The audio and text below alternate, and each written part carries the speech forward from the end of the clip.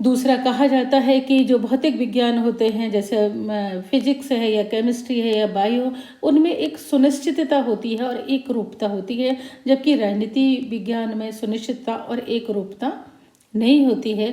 लेकिन इसके राजनीति विज्ञान के भी कुछ ऐसे पक्ष हैं कि उसमें सुनिश्चितता है और एक रूपता है। जैसे हम कानून की बात करते हैं तो कानून के अंदर लिखा हुआ है कि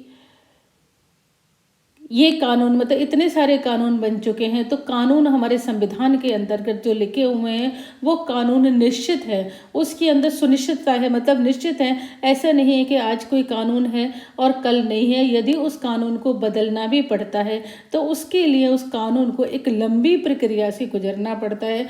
जब वो उस कानून में संशोधन होता है और वो दूसरे कानून का रूप धारण करता है, तो हम कानून के कहते हैं कि उसमें एक सुनिश्चितता है और एक रूपता है।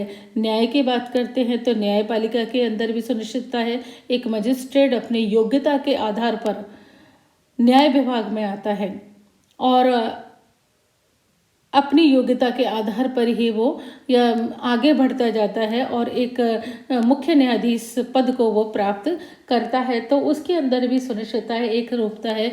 और उसके ये न्याय के अंदर यह भी सुनिश्चितता है कि यदि आप कोई अपराध कर रहे हो तो एक निश्चित अपराध के लिए निश्चित सजा दी जाएगी। ऐसा नहीं है कि किसी ने मात्र चोरी करी तो उसको मृत्यु दंड दे दिया जाए, या किसी ने किसी को ख़त्म कर दिया है, उसका मर्डर कर दिया है तो मात्र उसको वार्निंग दे के छोड़ दिया जाए, ऐसा नहीं है। तो उस न्याय व्यवस्था के अंदर, जो कि हमारे राजनीति विज्ञान का ही एक भाग है, उसके अंदर सुनिश्चितता है, एक रूपता है। शिक्षा, यदि हम बात करते हैं तो शिक्षा भी हमारे सरकार का एक कार्य है, सरकार का महत्वपूर्ण कार्य है। उसके अंदर एक रूपता है। कानून है, क्रांतियाँ है, राज्य है, इन सभी के अंदर एक सुनिश्चितता है और एक रूपता है इनके अंदर। इस संबंध में हम कुछ ऐसे नियम और सिद्धांत भी हैं जो प्रत्येक परिस्थिति और तथा देश में लागू होते हैं, जैसे कि नागरिकों को अधिकार प्राप्त होने चाहिए, राजनीतिक अधिकार प्राप्त होने चाहिए, उनको सामाजिक अधिकार प्राप्त होने चाहिए, उनको कानूनी अधिकार प्राप्त होने चाहिए। तो ये प्रत्येक देश, प्रत्येक परिस्थिति में एक से ही होते हैं। यदि मनुष्य है, मनुष्य को बोलने का अधिकार होना चाहिए, आजीविका का अधिकार होना चाहिए, शिक्षा को प्राप्त करने का अधिकार होना चाहिए, उन्हें अपने देश की सरकार को चुनने का अधिकार होना चाहिए, मानव अधिकार प्राप्त होने चाहिए। तो ये एक ऐसे सिद्धांत हैं राजनीति विज्ञान के अंतर्गत जो प्रत्येक देश और प्रत्येक परिस्थिति में एक से होते हैं, एक से नियम लागू होते हैं। तो निश्चित ही हम कह सकते हैं कि राजनीति विज्ञान के अंदर भी सुनिश्चितता है, एक रूपता है। उसके बाद कहते हैं कि राजनीति विज्ञान के अंतर्गत जो इसके विरोध में बोलते हैं कि पर्यवेक्षण और परीक्षण संभव नहीं है। इसके पक्ष में बोलने वाले, अर्थात राजनीति विज्ञान को विज्ञान का दर्जा देने वाले, कहते हैं कि पर्यवेक्षण एवं परीक्षण संभव है। यदि परीक्षण से अभिप्राय किसी भी क्रमबद्ध प्रयोग से है तो राजनीति विज्ञान में परीक्षण का अभाव नहीं है।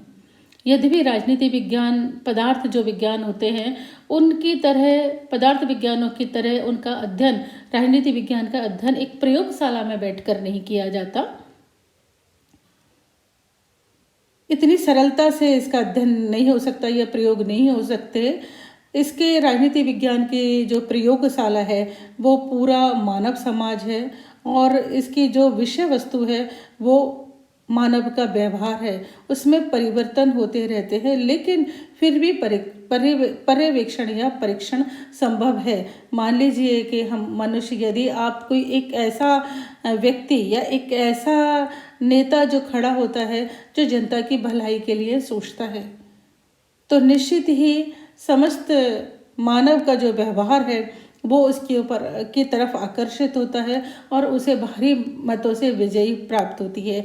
या ये कहें कि हमारे राजनीतिक दल ये प्रयास करते हैं कि किसी अभिनेता को चुनाव में खड़ा कर दिया जाए और उनको लगता है या निश्चितता है ये कि वो अभिनेता निश्चित ही चुनाव जीतता है। और उन्होंने बार बार ये परीक्षण किया है कि जब भी हमारे यहाँ कोई अभिनेता नेता के रूप में आता है या लोकसभा या राज्यसभा के सदस्य के लिए खड़ा होता है तो वो निश्चित ही जीतता है। बहुत कम बार ऐसा हुआ है कि उनको हार नसीब हुई है। तो ये बार परीक्षण है ना कि वो परीक्षण कर रहे हैं कि एक अभिनेता को खड़ा कर दीजिए उसकी जीत निश्चित ही है।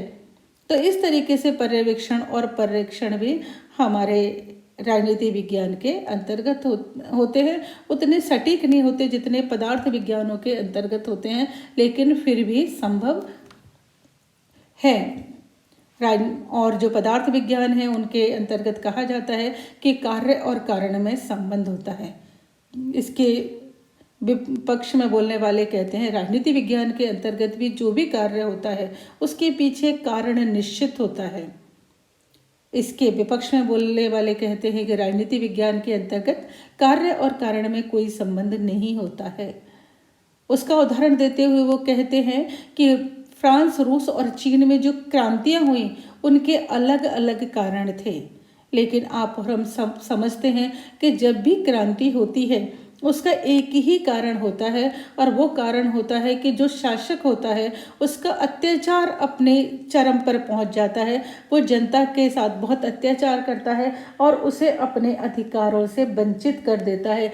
जितनी भी क्रांतियां हुई हैं उसका मेन कारण यही है कि जब भी जनता के अधिकारों का हनन किया जाता है, जनता के ऊपर अत्याचार किया जाता है, तो वो जनबल जो अभी तक अपने शासक को सहन करता आ रहा है वो अचानक उग्र हो जाता है और सहना बंद कर देता है और क्रांतियाँ होती हैं।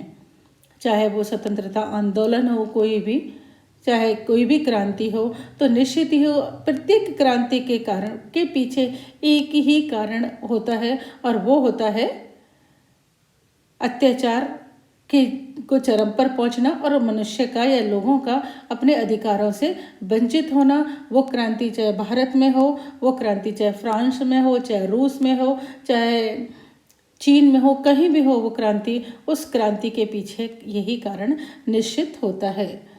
इसके विपक्ष में ये भी तर्क दिया जाता है कि राजनीति विज्ञान के अंतर्गत भविष्यवाणी की क्षमता नहीं है, जबकि पदार्थ विज्ञानों के अंतर्गत हैं। पदार्थ विज्ञानों के अंतर्गत भी हम देखते हैं कि बहुत बार जो भविष्यवाणियाँ होती हैं उसके निष्कर्ष गलत निकलते हैं और बार बार ये कहा जाता है, ब्लेम किया जाता है कि मौसम विभाग द्वारा जो भविष्यवाणियाँ की जाती हैं वो प्राय गलत होती हैं। हमेशा गलत नहीं होती, प्राय गलत होती हैं। उसे भी हम विज्ञान मानते हैं। तो राजनीति विज्ञान के अंतर्गत भी जो भविष्यवाणियाँ होती हैं वो बहुत कुछ सच होती हैं।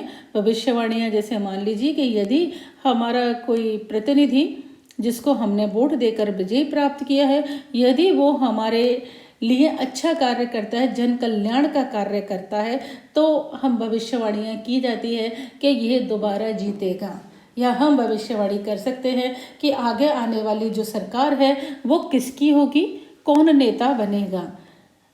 तो इस तरीके की बहुत बार भविष्यवाणी की जाती है कि अब आगे आने वाले टाइम में किस तरीके के कानूनों का निर्माण किया जाएगा। ये भी भविष्यवाणियाँ होती हैं। जब कानून को लेके आया जाता है उसके ऊपर भी बहुत सारी चर्चाएं होती हैं, वो भी भविष्यवाणियाँ की तरह होती हैं। तो हम कह सकते हैं कि राजनीति विज्ञान को हम विज्ञान मान सकते हैं। हम उसे मौसम विज्ञान की तरह मान सकते हैं। जिस प्रकार नैतिकता यानी मोरल साइंस होता है, उसी तरीके से उसी भाव में हम राजनीति विज्ञान को विज्ञान मान सकते हैं, क्योंकि मनुष्य जो है वो एक प्राणी जो है उसका वो उस वैज्ञानिकता की ओर ही है वो। और चूंकि राजनीति मनुष्य के व्यवहार से प्रभावित होती है, तो उस मनुष्य का व्यवहार जो है वो कहीं ना कहीं एक क्रमबद्ध होता है और व्यवस्थित होता है। 100% तो नहीं, 100% तो किसी भी चीज़ में नहीं होता, लेकिन हाँ कुछ हद तक होता है। तो इसको राजनीति विज्ञान को विज्ञान मानने वाले कहते हैं कि हम उसमें सभी पदार्थ जो विज्ञान हैं उन सब के तत्व मौजूद हैं, इसलिए हम राजनीति विज्ञान को विज्ञान कह सकते हैं।